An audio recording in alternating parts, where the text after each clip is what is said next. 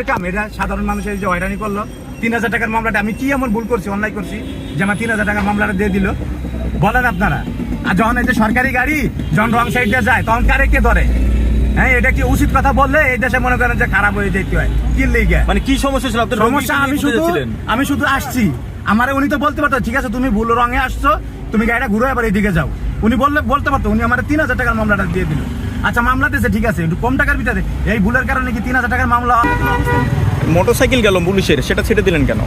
পুলিশের একটি private car গিয়েছে। আমি তো মোটরসাইকেল ধরিনি, আমি প্রাইভেট কারও গেল, প্রশাসনের একটা প্রাইভেট কারও গেছিল। একটি বিষয় বলি, সেটা হলো যে উনি ভিতরে রুগী আছে এমন ভাবে বলেছে যে 4 থেকে 5 বার আপনাকে অনুরোধ করেছে, মানবিক মাপও চেয়েছে।